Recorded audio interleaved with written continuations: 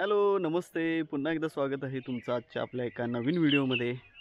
आज महाशिवरात्री आहे. तुम्हा सर्वांना महाशिवरात्रीच्या खूप खूप शुभेच्छा. आणि आपल्यासोबत आज आहे धनंजय आणि मी आज आपल्या कोयना भागातील जेवढी स्वयंभू महादेव मंदिर आहेत त्यांना भेटी देणार आहे. चला तर मग तुम्ही देखील आमच्यासोबत दर्शन घ्या. सुरुवात मी करतोय माझ्या गावच्या महादेव मंदिरापासून, म्हणजेच हुंबर्ळी गावातून. हुंबर्ळी गावामध्ये स्वयंभू महादेव मंदिर आहे आणि याची ख्याती जी आहे ती मी त्यावरसुद्धा एक व्हिडिओ बनवला आहे, तो तुम्ही नक्की पहा. म्हणजे याचं जे महत्त्व आहे ते तुम्हाला कळेल. तर आम्ही आता महादेवाचं दर्शन घेतो, तुम्ही आमच्यासोबत दर्शन घ्या.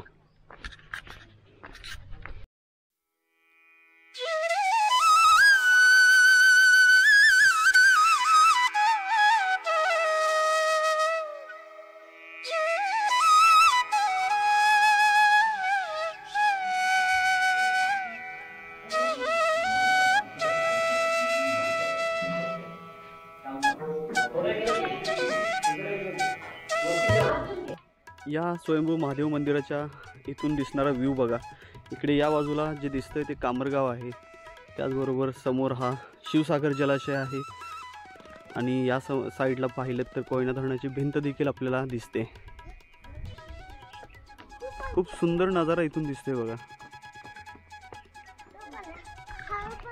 छान असं दर्शन झालं. आम्ही मुद्दामहून दुपारच्या वेळेस आलो, का तर दुपारी इथे गर्दी खूप कमी असते.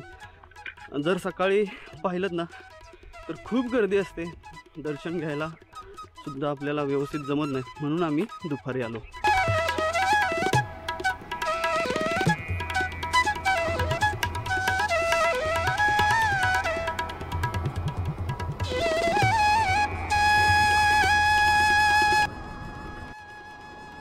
तर आम्ही आता आलोय नवजा गावात. इथे देखील एक स्वयंभू महादेव मंदिर आहे आणि इथल्या देखील महादेवाचं आपल्याला दर्शन करून देणार आहे.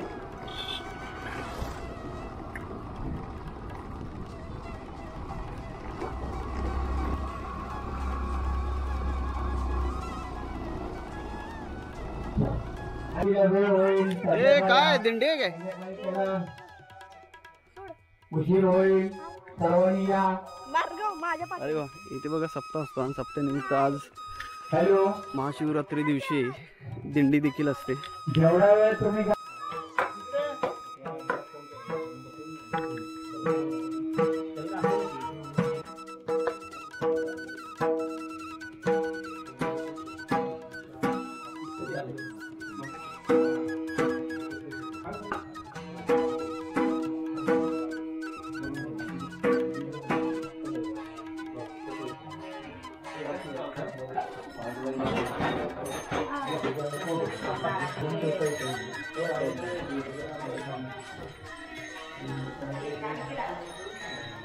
हर हर महादेव.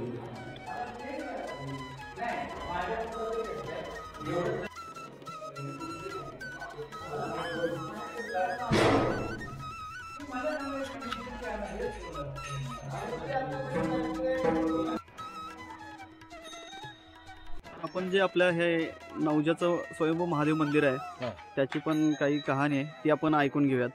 नमस्ते का बाबा, आम्हाला या नवजाचं जे आपलं स्वयंभू महादेव मंदिर आहे त्याची थोडक्यात माहिती सांगा.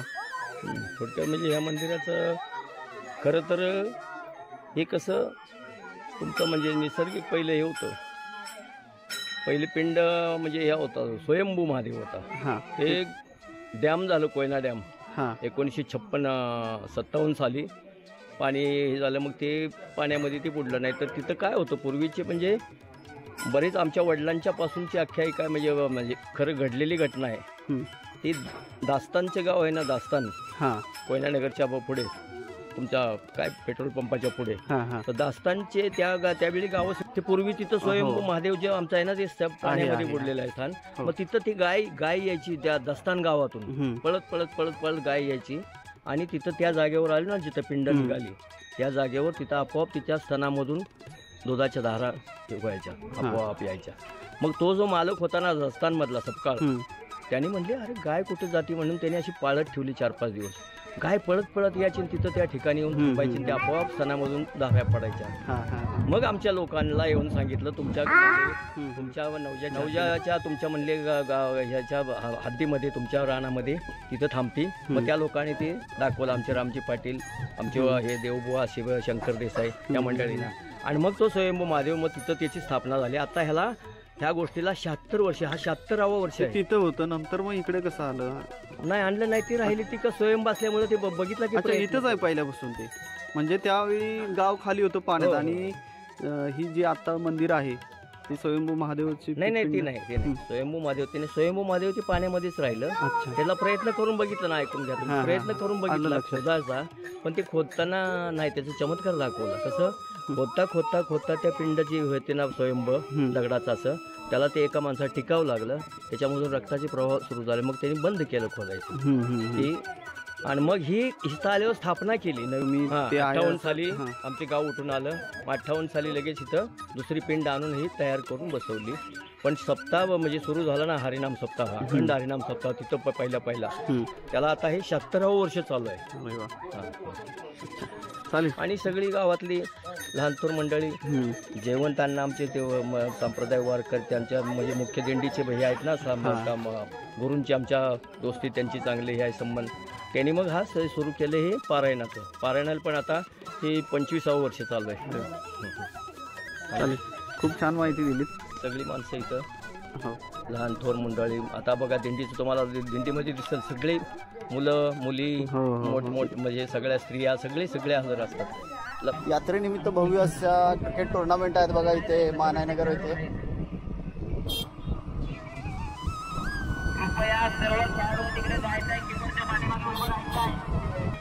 तर आम्ही आत्ता आलोय हेळवाकमध्ये असलेलं एक स्वयंभू महादेव मंदिर आहे, तिथं आलोय. हे जे मंदिर आहे ते आपल्या कोयना नदीच्या अगदी जवळपास आहे बघा.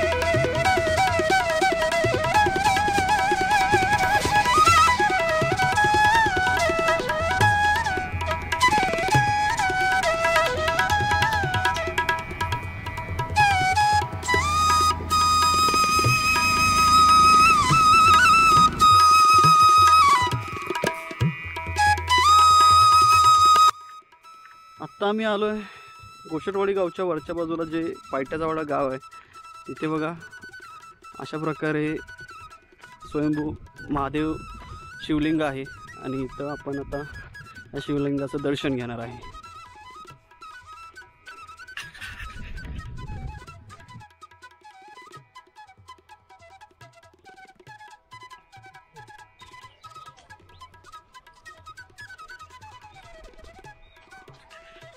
जा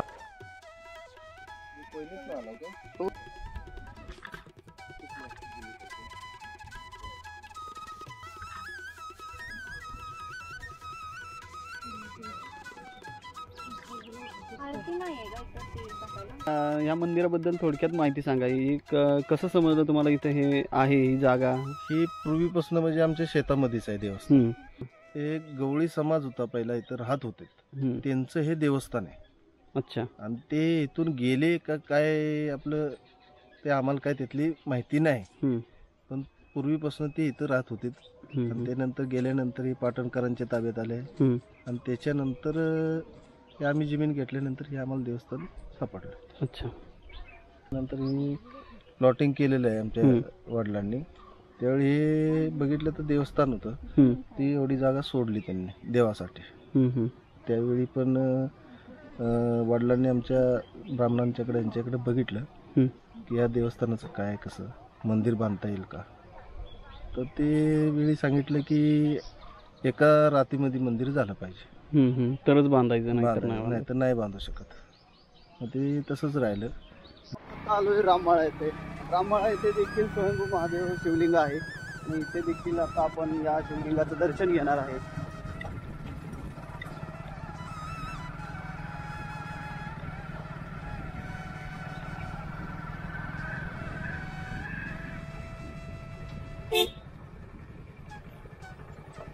इथं महादेव मंदिर कुठं आहे? खाली आहे ना?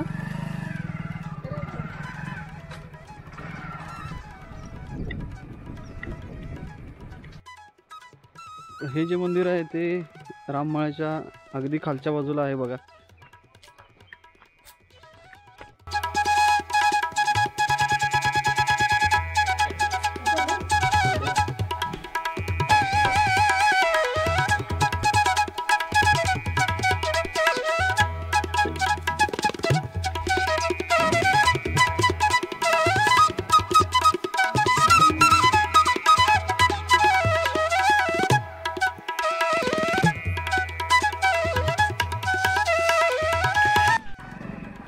तर आम्ही आता कोयनानगरमध्ये जे स्वयंभू महादेव मंदिर आहे त्या महादेव मंदिराचे आपण शिवलिंगाचं दर्शन करणार आहे.